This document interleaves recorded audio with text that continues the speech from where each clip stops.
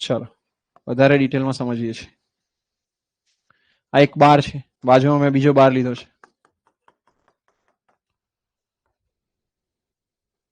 ચલો બસ બધાને અહીંયા ધ્યાન. અને એની બાજુમાં મેં ત્રીજો બાર લીધો છે. એકદમ બાર બાર જ કરી નાખ્યું છે, હે ને? ચલો અહીંયા જો બધા.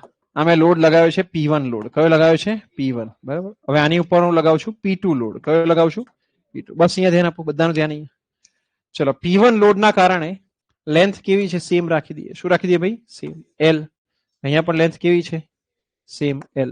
બરાબર. આની પણ L. શું છે ભાઈ? L. ચલો ઓકે. તો બાર એકનો એક છે, અહીંયા ધ્યાનથી જોજો. ત્રણેય બાર કેવા છે? એક જ છે. લેન્થ સરખી છે, ક્રોસ સેક્શન સરખો છે. ક્રોસ સેક્શન બી કહી દો. અને મોડ્યુલસ ઓફ ઇલાસ્ટિસિટી પણ કેવું? સરખું. E A. આનું પણ E અને A. ઓકે ચલો. સુપરપોઝિશન થિયરમ આપણે જોઈ રહ્યા છે. પહેલું છે P1 લોડ લગાવ્યો. કેટલો લોડ લગાવ્યો? P1. આના કારણે એલોંગેશન થયું હશે કે નહીં થયું હોય? યસ ઓર નો? એનું શું નામ આપવું? ડેલ્ટા 1. શું નામ આપવું ભાઈ? ડેલ્ટા 1. અહીંયા આગળ કેટલું હશે? ડેલ્ટા 2. ડન છે અહીંયા સુધી? ઓકે ચલો ડેલ્ટા 1 લખાવો મને. કેટલું થાય? P1 L upon A. બોલો ક્લિયર છે અહીંયા સુધી? આ થશે ને ઇક્વેશન? ઓકે ચલો ડેલ્ટા 2 લખાવો મને. કેટલું થાય? P2 L divide by AE. Clear છે અહીંયા સુધી? ઓકે આ બે તો આવડે તમને. થર્ડ જે બાર છે એટલે કે સેમ જ છે ત્રણે ત્રણ. બે ફોર્સીસ હટાવી દીધા, P1 બી હટાવ્યો, P2 બી હટાવ્યો. હવે બંને જોડે લગાવીએ. કેવા લગાવીએ? જોડે. મતલબ ફોર્સ લગાવ્યો છે તો કે P1 plus P2.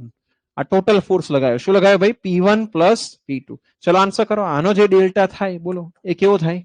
P1 plus P2 into L divide by AE. બોલો આઉટ થશે ને?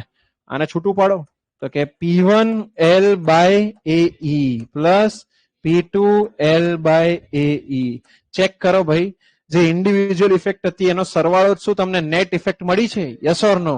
આને જ કહેવાય સુપરપોઝિશન થિયરમ. શું કહેવાય? Superposition theorem. ડન છે બધા લોકોને? તો તમને અગર માની લો કે આ P1 ને આ બધી વેલ્યુ આપીને એવું કીધું છે કે ભાઈ ડિફ્લેક્શન આટલું થયું, કે ડિફોર્મેશન જે છે આટલું થયું છે 5 mm. બીજો કેસ આપી દીધો અને કહી દીધું ડિફોર્મેશન થયું છે 7 mm. આ 5 અને આ 7. અને P1 ને P2 બંને જોડે લગાવો તો બોલો કેટલું થશે ડિફોર્મેશન? કેટલું થશે? સરવાળો થશે ને 5 + 7 કેટલું થઈ ગયું? 12. કોઈ ગણતરી કરવા બેસવાનું? ના. કોઈ ગણતરી કરવાની? ના. આને શું કહેવાય? Superposition theorem. શું કહેવાય ભાઈ? Superposition theorem. ડન છે બધા લોકોને?